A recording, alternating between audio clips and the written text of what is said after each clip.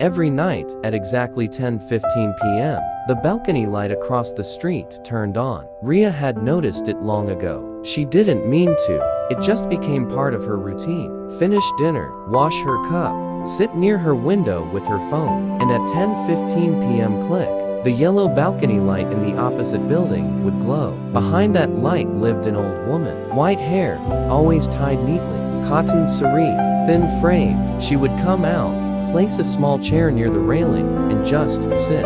Sometimes she looked at the sky, sometimes at the empty road, sometimes at nothing. Rhea had shifted to the city for her job only 6 months ago. New apartment, new responsibilities, new loneliness.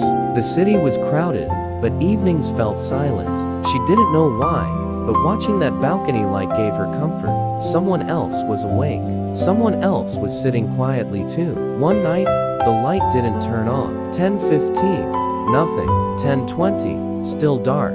10:30, no sign. Rhea felt a strange restlessness. She told herself it was silly. The old woman probably slept early, or maybe went somewhere. But the next night, again, darkness. By the third night, Rhea couldn't ignore the uneasy feeling. She had never spoken to the woman, didn't know her name, didn't even know which flat exactly, just the balcony. Still, something felt wrong. The next evening, instead of sitting by her window, Rhea crossed the street. Her heart beat faster as she entered the opposite building. She felt awkward asking the security guard, the elderly lady, third floor, balcony, is she okay? The guard looked up. You mean Mrs. Mehta? She hasn't been well. Her son lives abroad. She's alone. Rhea's stomach tightened. Without overthinking, she asked for the flat number and took the stairs. When the door opened, the old woman looked smaller than she had from across the street. Yes, she asked softly. I live opposite, Rhea said nervously. I just noticed your balcony light was off. Mrs. Mehta looked surprised. You noticed? Rhea nodded. For a moment, neither spoke. Then the old woman smiled faintly.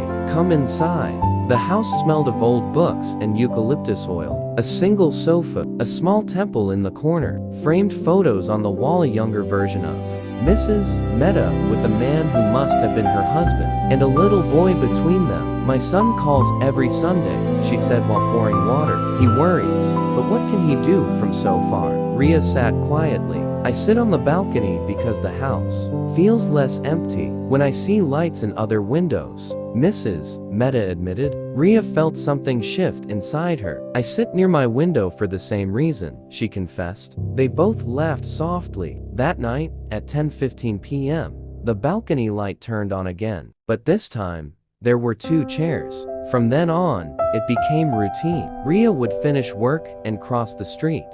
They would sit together, talk about small things, weather, movies, recipes, office gossip, memories of the past. Sometimes they didn't talk at all, just presence.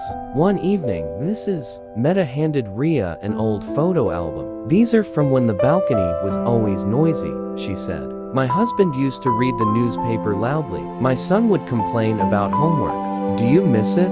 Rhea asked. Of course, she replied. But life doesn't stay full in the same way. It empties here and fills somewhere else. Months passed. Rhea's job pressure increased. One night, she arrived with tired eyes and unshed tears. Mrs. Mehta didn't ask questions.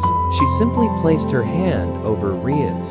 That touch carried something maternal, stay, assuring. You don't have to be strong every day, she said gently. Rhea didn't realize when tears began falling. After that night, the balcony light meant more than routine. It meant support.